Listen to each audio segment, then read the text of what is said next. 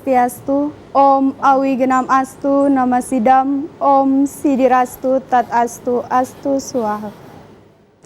Pemirsa TVRI Sulawesi Tengah, khususnya umat Hindu dimanapun Anda berada, selamat berjumpa kembali dalam acara Mimbar Agama Hindu pada hari ini.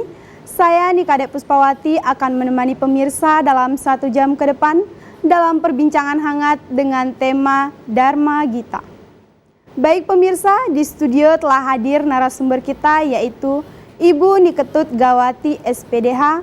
Beliau adalah penyuluh agama Hindu Kabupaten Sigi. Om Swastiastu Ibu. Om Swastiastu. Bagaimana kabarnya Bu? Baik. Baik. Dan hadir pula pembina Dharma Gita Kota Palu yaitu Bapak Gusti Kadek Wiryana. Om Swastiastu Bapak. Bagaimana kabarnya Pak? Astungkare.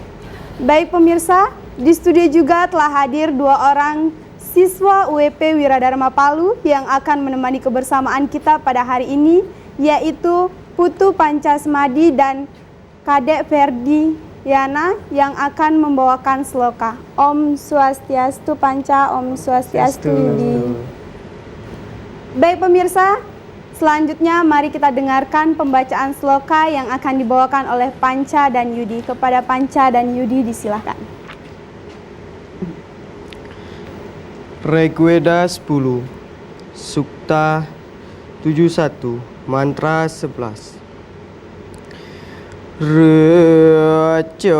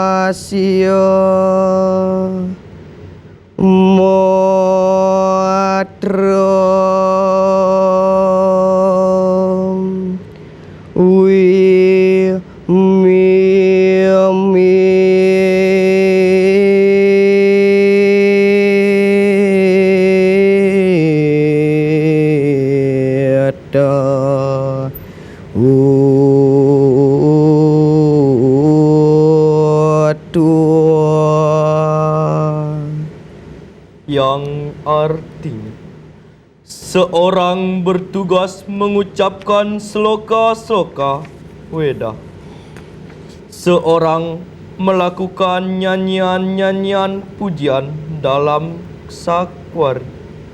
Seorang lagi yang mempunyai pengetahuan Weda, mengajarkan isi Weda dan yang lain, mengajarkan tata cara melaksanakan korban suci atau yatnya.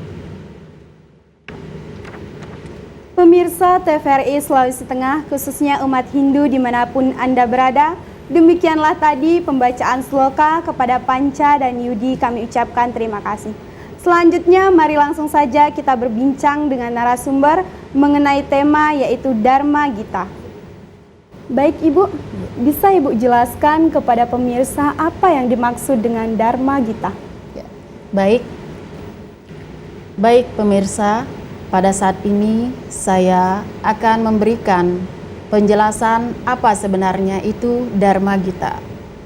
Dharma Gita, kalau kita tilik dari asal usul katanya, yaitu berasal dari bahasa Sanskerta yang terdiri dari dua urat kata, yaitu Dharma dan Gita, di mana Dharma memiliki arti kebenaran sesuai dengan kitab suci, sedangkan Gita adalah lagu-lagu atau nyanyian-nyanyian. Jadi Dharma Gita itu adalah nyanyian atau lagu-lagu yang memuat tentang ajaran-ajaran kebenaran. Jadi apa yang termuat di dalam Dharma Gita itu sendiri termuat berasal atau bersumber dari kitab suci Weda itu sendiri. Demikian. Baik Ibu, terima kasih. Lalu apa tujuan kita mempelajari Dharma Gita tersebut? Baik, pertanyaannya sangat bagus sekali. Tujuan kita mempelajari Dharma Gita itu sendiri, yang pertama adalah tentunya untuk menambah serada dan bakti kita atau pengetahuan terkait tentang ajaran-ajaran Weda yang kita dapatkan melalui Dharma Gita. Kemudian yang kedua, untuk dapat lebih mencintai karya-karya sastra, seni keagamaan. Kemudian yang ketiga yaitu untuk melestarikan seni sastra atau keagamaan melalui Dharma Gita. Kemudian kita mewarisi sastra-sastra yang adiluhung. Sebagai pewaris kita harus selalu memberikan tuntunan-tuntunan atau mempelajari Dharma Gita itu dengan baik. Kemudian yang berikutnya adalah untuk mencari pioner-pioner atau bibit-bibit atau pendharma Gita yang unggul yang nantinya dapat untuk dijadikan generasi-generasi yang baik untuk sebagai pendharma Gita. Kemudian yang terakhir tentunya untuk dapat mengiringi upacara-upacara yadnya, yaitu upacara panca yadnya. Demikian kira-kira? Iya, seperti yang Ibu jelaskan tadi kan untuk mengiringi upacara-upacara seperti panca yadnya ya Bu ya? Iya betul. Upacara apa saja yang dapat diiringi dengan panca yadnya ini? Misalnya Ibu bisa jelaskan secara spesifik? Baik, terima kasih atas pertanyaannya. Dharma Gita ini kalau kita ketahui bahwa sebagai untuk mengiringi 5 macam yadnya yang di dalam ajaran agama Hindu disebut dengan panca yadnya. Panca artinya 5, yadnya adalah korban suci yang dilandasi dengan hati yang tulus dan ikhlas. Jadi kelima yadnya yang ada dalam agama Hindu, yang pertama adalah dewa yadnya. Iya. Upacara dewa yadnya itu yaitu yadnya kita persembahkan atau kita tunjukkan kepada Tuhan Yang Maha Esa atau manifestasi Ida Sang Hyang Widi, seperti para dewa dan sebagainya. Kemudian yang kedua, yadnya yang kita pertunjukkan kepada Maharesi atau orang-orang suci kita atau orang yang kita hormati. Kemudian yang ketiga adalah upacara yang kita tujukan kepada manusia yang disebut dengan upacara manusia yadnya. Perlu kita ketahui bahwa kita sebagai umat Hindu memiliki upacara-upacara keagamaan seperti upacara manusia yadnya yang prosesnya kita ambil dari sejak dalam kandungan sampai upacaranya kita ambil sampai kematian. Itu semuanya ditujukan kepada manusia. Kemudian berikutnya adalah upacara pitra yadnya. Upacara pitra yadnya itu sendiri adalah upacara yang ditujukan kepada Sang Pitaro atau orang yang telah mendahului kita. Ya, upacara seperti contohnya upacara ngaben, ya, ngelinggihang dewoyang dan sebagainya. Itu adalah upacara pitra yadnya. Iya. Jadi kita tunjukkan hormat bakti kita kepada para leluhur atau orang-orang yang telah mendahului kita melalui melaksanakan upacara pitra yadnya. Kemudian yang terakhir adalah upacara buta yadnya. Upacara buta yadnya yaitu upacara kita tunjukkan kepada makhluk-makhluk bawahan kita, makhluk-makhluk yang kasat mata, yang kita yakini bahwa itu semua adalah ciptaan Ida Sang Hyang Widi pula. Oleh karena itu, kita sebagai manusia wajib juga mengucapkan terima kasih kepada beliau, kepada makhluk-makhluk bawahan kita. Kita patut untuk nyomyo supaya kita tidak diganggu selama kita menjalani kehidupan. Demikian kira-kira. Iya Ibu. Tadi Ibu menjelaskan bahwa Dharma Gita ini digunakan dalam upacara yadnya seperti itu ya. Iya, betul Berarti sekali. Dharma Gita ini memiliki nilai. Apa sih yang dimiliki oleh, nilai apa yang terkandung dalam Dharma Gita ini? Ya, terima kasih.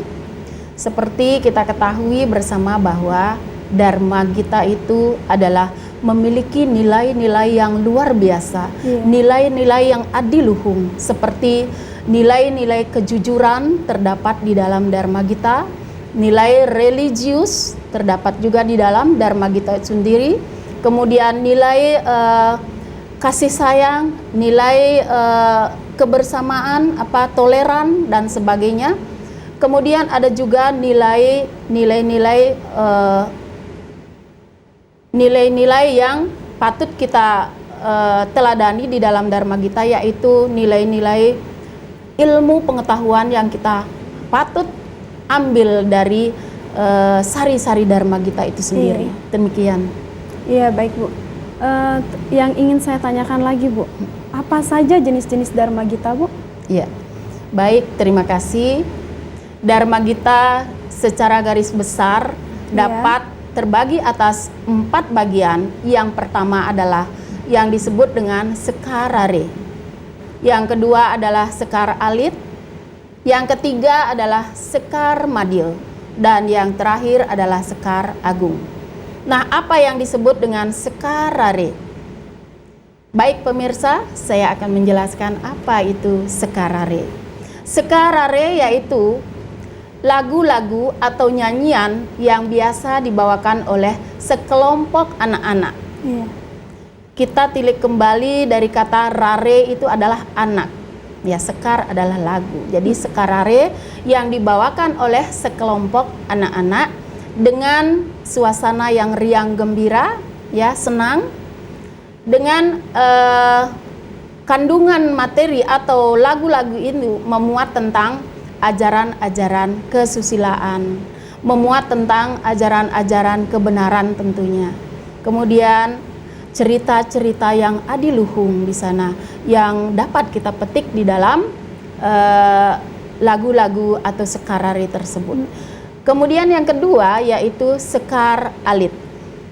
Sekar Alit bisa juga disebut dengan pupuh atau geguritan, yang biasanya dibawakan secara berpasangan, ada pembaca dan ada pengartos atau penterjemah. Tujuannya supaya apa yang disampaikan dalam lantunan lebih jelas ditangkap oleh pemirsa. Kemudian Sekar Alit itu memuat tentang ajaran-ajaran kesusilaan, ajaran-ajaran budi pekerti yang luhur, kemudian ajaran tingkah laku yang baik tentunya yang patut kita teladani atau patut kita camkan di dalam kehidupan dan dilaksanakan. Kemudian yang berikutnya adalah Sekar Madya. Sekar Madya itu adalah disebut juga tembang tengahan, madya gitu ya. Kemudian tembang tengahan. Sekar Madya ini yaitu termasuk di sana adalah menceritakan cerita-cerita yang sudah kuno atau cerita-cerita masa lalu, seperti contohnya kekawin, ya itu seperti contohnya kekawin Ramayana, kekawin Mahabharata, Arjuna Wiwaha, dan kemudian ada juga yang disebut dengan seloka yang seperti dibacakan oleh adik kami tadi. Iya. Ada juga yang namanya palawakya. Nah, semua itu termasuk ke dalam sekar madya. Itu. Kemudian sekar madya itu biasa juga kita lantunkan untuk mengiringi upacara-upacara keagamaan gitu ya, upacara keagamaan seperti pancayanya untuk pujian-pujian kepada Tuhan Yang Maha Esa. Kemudian yang terakhir adalah sekar agung. Sekar agung itu yaitu seperti tadi kekawin Arjuna Wiwaha itu termasuk ke sekar agung yang menceritakan cerita kuno seperti Ramayana Mahabharata itu sendiri. Yang di dalam lantunan melantunkan itu kita menggunakan guru dan lagu. Kita tidak boleh sembarang untuk melantunkan, tetapi kita memiliki uger-uger yaitu guru dan lagu. Apa itu guru? Guru adalah tembang yang kita lantunkan secara panjang. Kita gregelkan, kita kita berikan onek-onek dan sebagainya. Sedangkan lagu adalah tembang yang kita lantunkan dengan irama yang pendek. Kemudian sekar agung ini di dalam umat Hindu dilaksanakan atau diajarkan oleh tokoh-tokoh kita.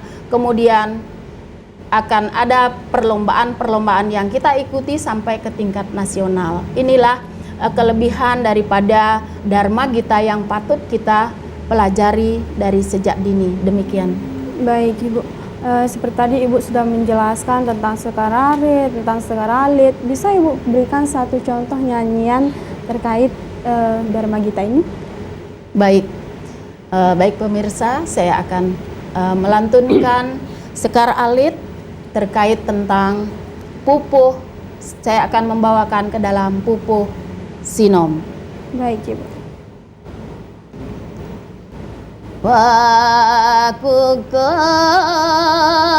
dasar agama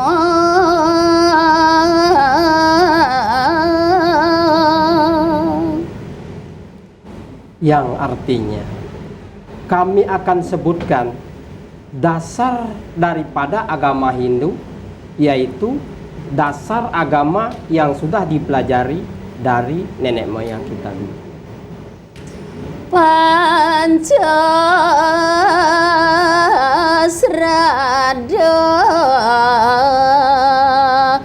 neka puji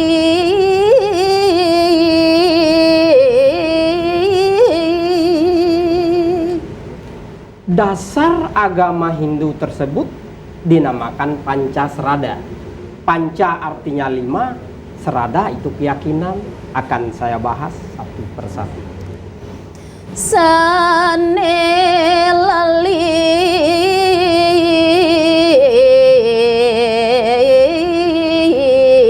mo punika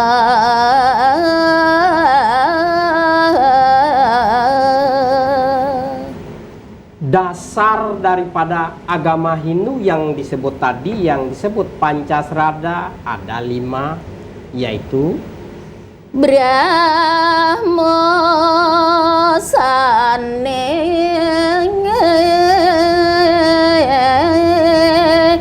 kaping singgeng.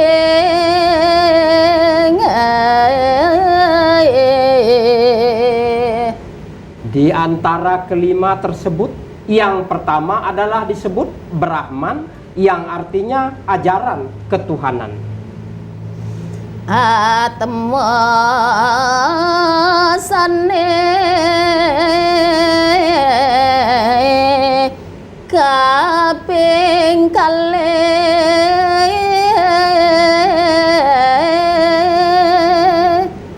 ajaran yang kedua disebutkan tentang Atman atau jiwa roh yang ada di semua makhluk hidup.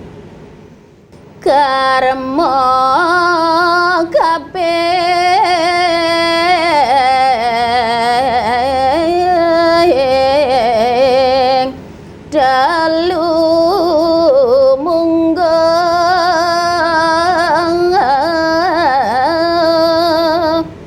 Ajaran daripada yang ketiga ini adalah hukum karma pala atau sebab akibat.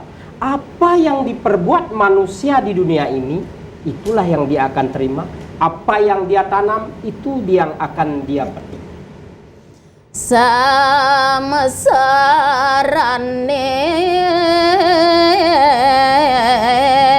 kaping 4.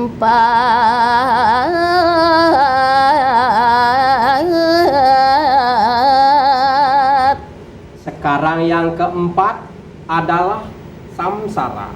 Samsara artinya manusia akan lahir atau kelahiran, punarbawa atau reinkarnasi. Seseorang yang lahir nantinya meninggal di dalam agama Hindu akan diyakini akan bisa nitis kembali atau lahir kembali. Moksa kaping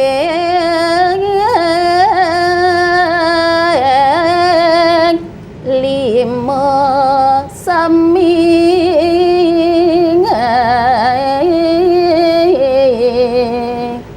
Dan yang terakhir, yang kelima, dasar daripada agama Hindu adalah moksa. Moksa adalah tujuan akhir daripada umat Hindu, yaitu untuk nantinya meninggal dia akan langsung atman, jiwatman akan bergabung dengan Tuhan, ya, artinya yang sering disebut dengan moksartam jagadita ya caiti dharma, yang artinya dia akan senang di dunia, begitu juga akan senang di akhirat. Terima kasih. Buat sesudut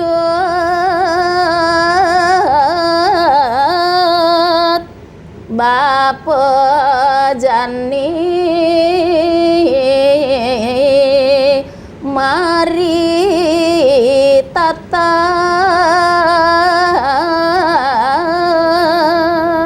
Ya, itulah tadi isi dari Pancasrada, keyakinan umat Hindu yang kelima, dan lain kali kita akan bisa bahas selanjutnya. Baik Ibu, terima kasih. Sebelum kita melanjutkan perbincangan ini, mari kita saksikan pariwara berikut ini.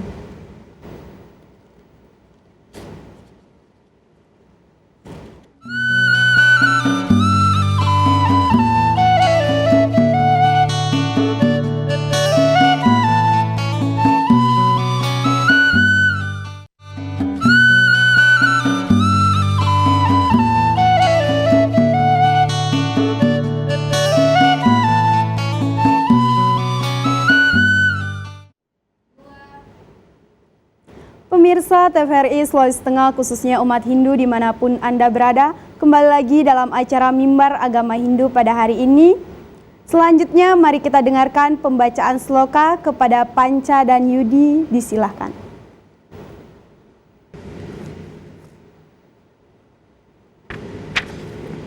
Sarasamuscaya Sloka 124 Sukta 95.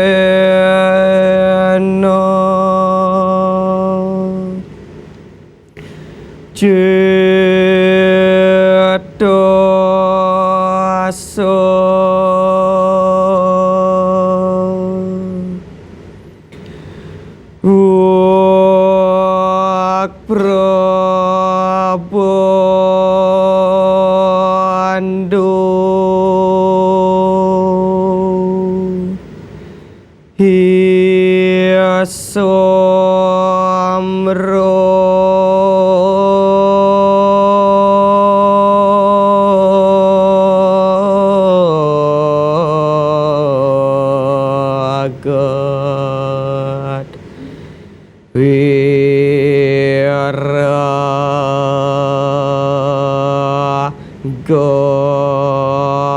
one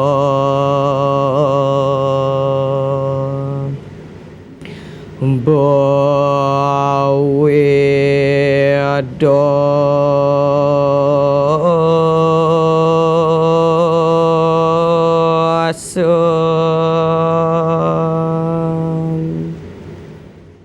yang artinya seseorang harus berbicara dengan kata-kata yang terukur dan benar dengan pemikiran yang waras. Ucapan dapat dirusak oleh cinta dan kebencian. Pemirsa TVRI Sulawesi Tengah, khususnya umat Hindu yang berbahagia, demikianlah tadi pembacaan sloka kepada Panca dan Yudi diucapkan terima kasih. Baik pemirsa, mari kita lanjutkan perbincangan kita kepada Ibu. Baik Ibu, selanjutnya yang ingin saya tanyakan, mengapa Dharma Gita sangat penting diterapkan dalam kehidupan sehari-hari? Ya, baik. Dharma Gita sangat penting diterapkan di dalam kehidupan sehari-hari. Iya. Seperti yang saya jelaskan tadi bahwa peranan Dharma Gita di dalam kehidupan agama Hindu sangat memiliki peranan yang sangat penting untuk mengiringi yadnya-yadnya yang dilakukan, baik itu upacara dewa yadnya, resi yadnya, manusa yadnya, pitra yadnya, dan buta yadnya, dan sebagainya. Kemudian di samping itu juga kita pentingnya Dharma Gita itu kita pelajari karena untuk melaksanakan pelayanan tentunya. Di samping itu juga kita harus dapat memahami makna-makna apa yang terkandung di dalam Dharma Gita itu sendiri. Karena kenapa penting? Karena apa yang termuat di dalam Dharma Gita merupakan penjabaran daripada kitab suci Weda itu sendiri. Jadi kita sebagai manusia mempelajari kitab suci Weda itu tidak hanya dengan membaca kitab suci Weda secara langsung, tetapi juga melalui Dharma Gita kita juga mempelajari kitab suci Weda itu sendiri melalui kekidungan-kekidungan, kekawin dan semua dan sebagainya. Karena itu merupakan penjabaran daripada kitab suci Weda. Kemudian berikutnya adalah kita ikut mendukung program-program pemerintah yang dicanangkan oleh pemerintah untuk melaksanakan manusia Indonesia yang cerdas, baik yang bersifat religius, yang budi pekerti yang luhur, itu makanya kita harus mempelajari Dharma Gita. Artinya melalui Dharma Gita kita dapat membentuk karakter ya budi pekerti yang luhur, kemudian sikap mental umat Hindu tentunya yang religius. Demikian. Baik Ibu, terima kasih penjelasan. Selanjutnya Bu, dalam agama Hindu itu kan ada yang disebut dengan Pancagita. Iya. Bisa Ibu jelaskan kepada pemirsa apa itu yang dimaksud dengan Pancagita? Baik, terima kasih. Di dalam ajaran agama Hindu memang ada yang disebut dengan Pancagita atau Pancaswara. Itu khususnya di dalam pelaksanaan upacara yadnya yang tingkatannya besar seperti piodalan di pura, ya, ngentaglingih umpamanya. Itu kita sebagai umat Hindu menggunakan atau selalu menggunakan Pancagita itu sendiri atau Pancaswara. Bagian-bagiannya yang pertama adalah mantra. Ya, mantra yang diuncar atau diucapkan oleh orang suci kita, yaitu baik pandita maupun pinandita. Mantra tujuannya adalah untuk menghubungkan yang menyembah kepada yang disembah, atau juga mengantarkan yadnya-yadnya kita kepada yang kita tuju, kepada Ido Sang Hyang Widi tentunya, atau juga kepada manifestasi Ido Sang Hyang Widi. Mantra itu sendiri, mantra diuncar oleh mangku atau orang suci dengan penuh tanggung jawab dengan menggunakan irama tersendiri, yaitu menggunakan reng seruti tentunya. Jadi diucapkan dengan sungguh-sungguh supaya yadnya itu bisa berhasil, atau umpamanya yadnya itu bisa dipersembahkan dengan baik. Kemudian yang berikutnya, selain mantra, ada juga genta, ada bajra, suara genta atau bajra itu sendiri. Nah, itu adalah paduan dari mantra dengan genta, itu merupakan penunjang daripada keberhasilan suatu yadnya itu sendiri. Kemudian yang berikutnya adalah ada gamelan atau musik-musikan, gamelan yang mengiringi upacara-upacara yadnya, seperti upacara piodalan itu sendiri. Selain untuk mengiringi upacara, juga mengiringi tari-tarian sakral. Itu musik atau gamelan. Suara-suara yang ketiga, pancagita yang ketiga, yaitu yang keempat ada kekidungan atau gegitan. Gegitan itu sendiri yaitu untuk mengiringi upacara yang dipuja oleh pinandita atau orang suci, untuk mendukung kelancaran proses pelaksanaan yadnya itu sendiri. Di samping itu juga Dharma Gita dapat menciptakan kedamaian dalam diri kita, menciptakan kesejukan hati yang teduh untuk melaksanakan yadnya. Puji-pujian kepada Tuhan itu dilakukan melalui yadnya, melalui Dharma Gita itu sendiri. Tentunya Dharma Gita yang kita lakukan disesuaikan dengan upacara yang dilakukan. Contohnya, upacara yang kita lakukan seperti Dewa Yadnya, maka kita sebagai pendharma Gita melantunkan Dharma Gita sesuai dengan upacara Dewa Yadnya itu sendiri. Dan begitu seterusnya sampai upacara Buta Yadnya. Kita tidak bisa melantunkan Dharma Gita sembarangan. Kita harus menyesuaikan dengan pelaksanaan yadnya. Begitu juga mantra menyesuaikan yadnya itu sendiri, genta juga dan tarian. Yang terakhir adalah suara kentongan. Kentongan atau kulkul yang di dalam agama Hindu disebut kentongan. Fungsi kentongan itu sendiri adalah untuk kalau di umat, kalau sudah berbunyi gentongan, berarti itu tandanya bahwa umat Hindu atau masyarakat Hindu itu tandanya dia akan berkumpul. Tetapi kalau pada saat upacara keagamaan di pura seperti piodalan, kentongan itu dibunyikan, tandanya bahwa itu akan menyambut kedatangan atau turunnya para dewata pada saat napak pertiwi, atau juga menyambut Ido Betara saking lungo dari segara atau membersih, seperti itu. Jadi ada 5 suara atau gita yang mengiringi yadnya untuk proses upacara yang lebih besar. Demikian. Baik Ibu. Selanjutnya bisa Ibu berikan contoh terkait dengan Dharma Gita yang terkait dengan manusia yadnya. Baik pemirsa, saya akan melantun sekali lagi terkait tentang upacara manusia yadnya, yaitu potong gigi atau mapendes. Saya akan membawakan lantunan dengan kawitan tantri.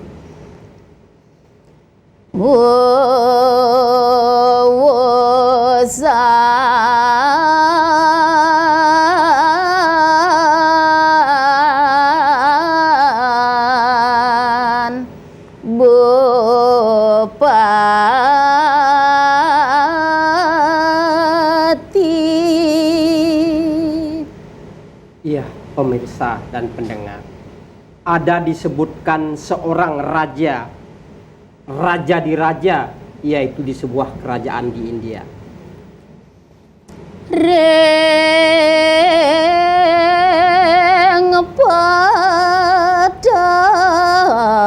padali nagantun.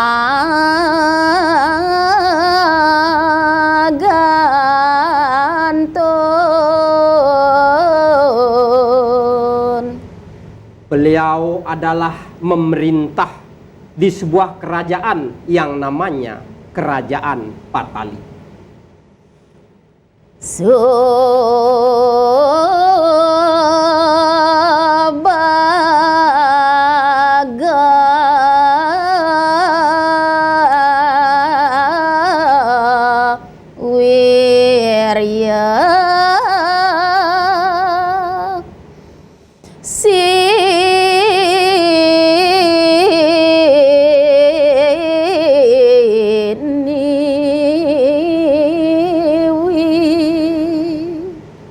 Beliau adalah seorang raja yang sangat dikagumi dan sangat sayang kepada semua para rakyatnya.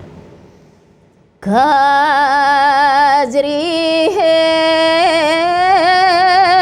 sang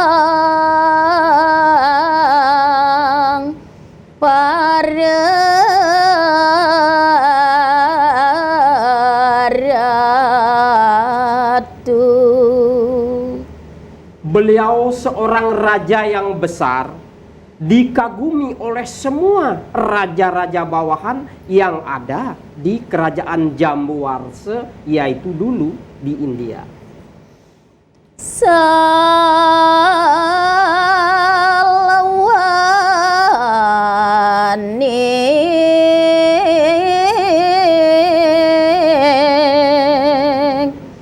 Jambuwarsadi.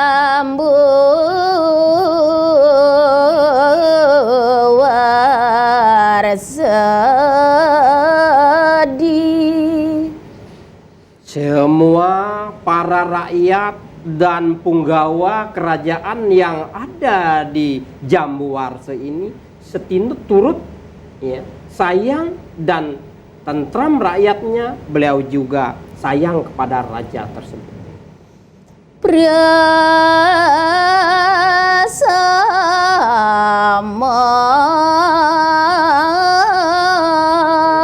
dur kambang tawan. Raja tersebut rakyatnya gemah lipah loh jinawi, murah kang sarwati nuntut, dan semua rakyatnya tunduk. Bahkan tidak lupa beliau membayar upeti atau pajak kepada semua punggawa raja. Ya, itulah Baik tadi. Ibu, terima kasih, sangat indah untuk didengarkan. Baik Ibu, sebelum kita melanjutkan perbincangan ini, mari kita saksikan pariwara berikut ini.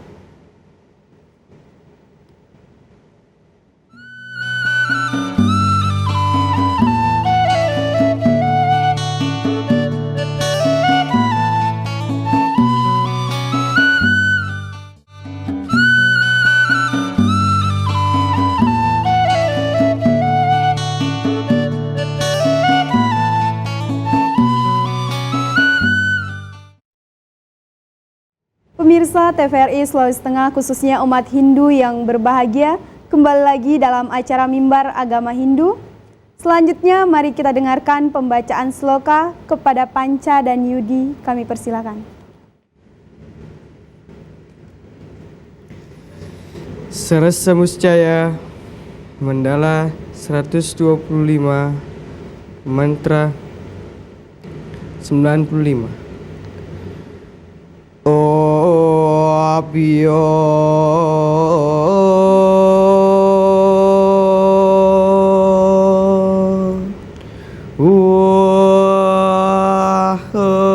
wahati kalyana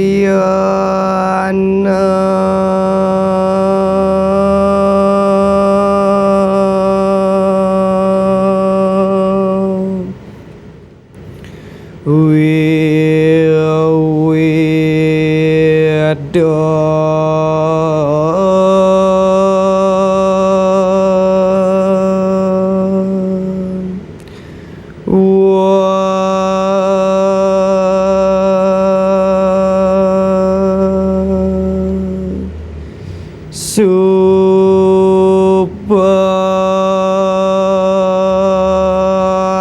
hita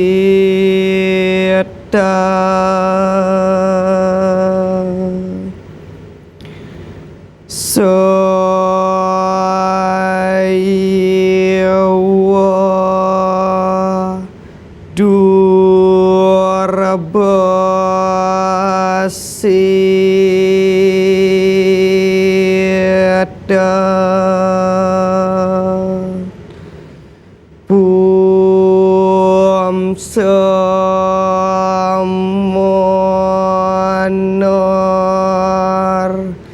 doyo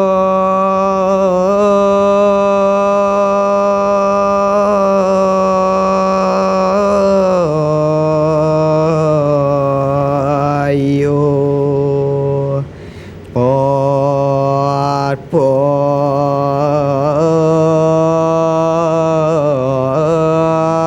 yotin,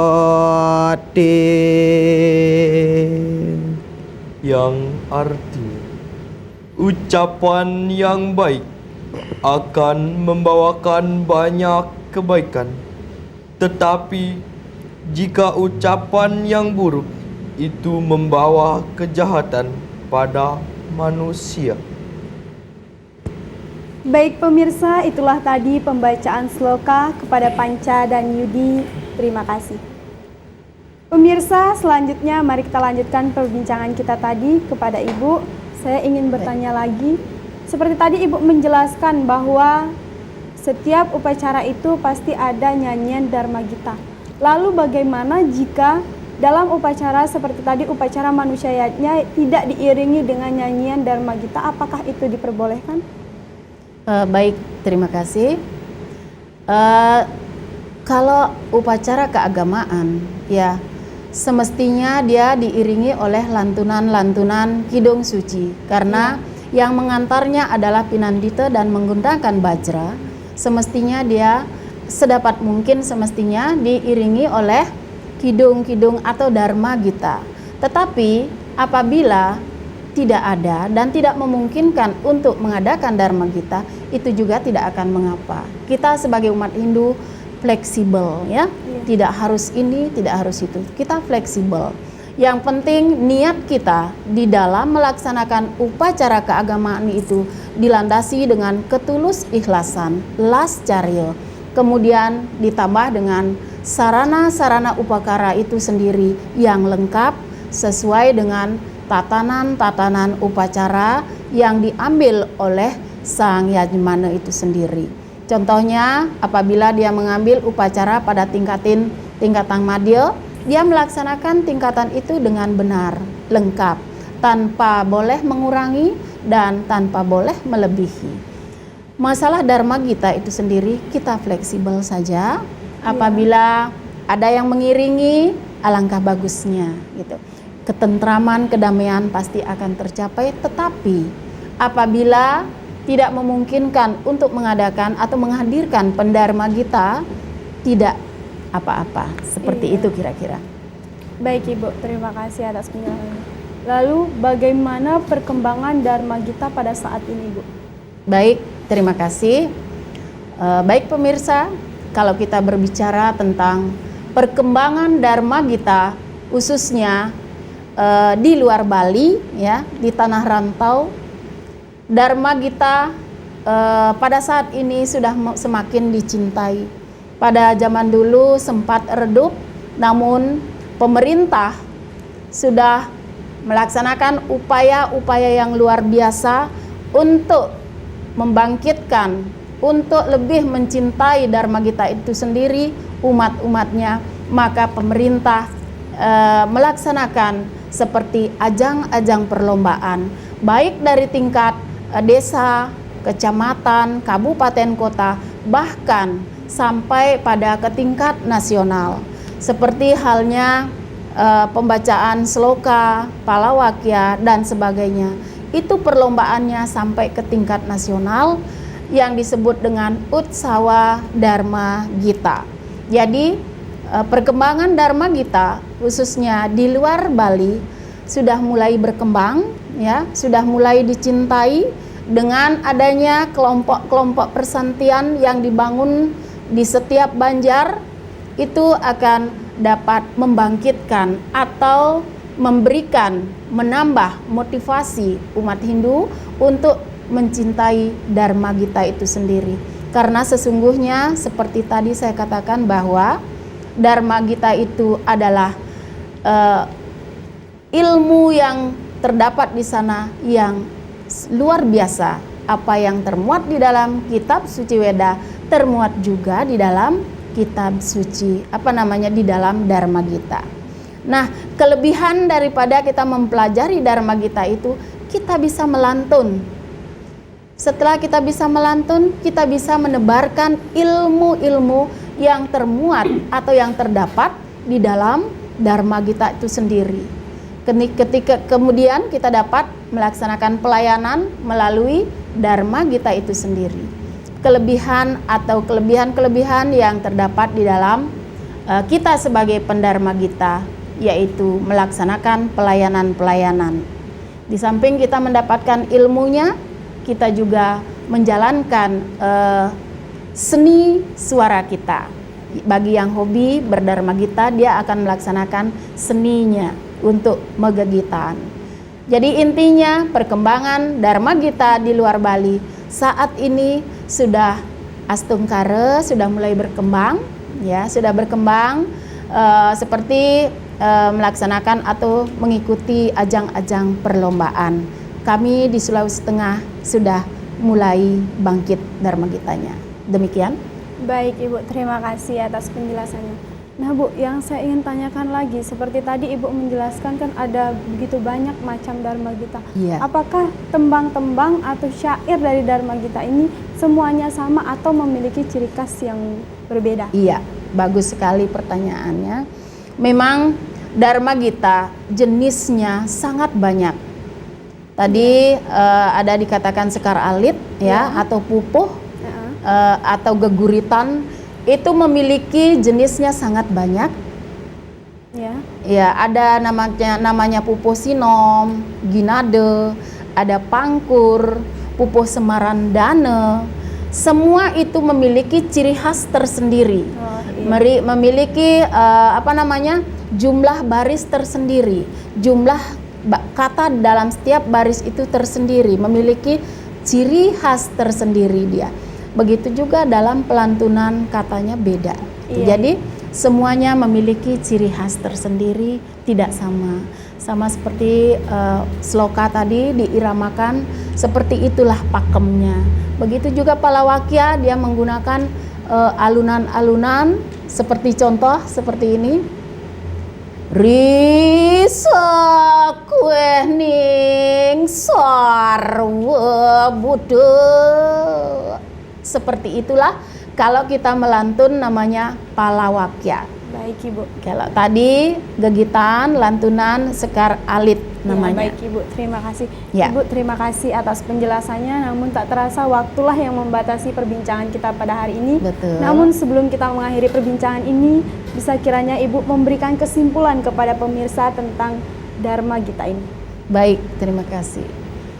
Baik, saya akan memberikan suatu kesimpulan atau menarik kesimpulan bahwa Dharma Gita itu sesungguhnya memiliki ilmu atau mengandung ilmu yang sangat luar biasa, yang patut kita gali, yang patut kita pahami, yang patut kita amalkan dan patut kita implementasikan di dalam kehidupan sehari-hari. Jadi oleh karena itu saya sebagai umat Hindu, mewakili umat Hindu, mengajak kepada kita semua bahwa mari kita melaksanakan megegitan atau melestarikan Dharma Gita itu sendiri. Karena Dharma Gita itu memiliki makna-makna yang sangat tinggi. Jadi kesimpulannya seperti itu kira-kira. Baik Ibu. Baik pemirsa, demikianlah tadi bincangan kita pada hari ini. Semoga dapat bermanfaat bagi kita semua. Saya mewakili kerabat kerja mengucapkan terima kasih dan akhir kata saya tutup dengan Pramesanti. Om Santi Santi Santi Om. Om Santi Santi Santi Om. Baik, terima kasih.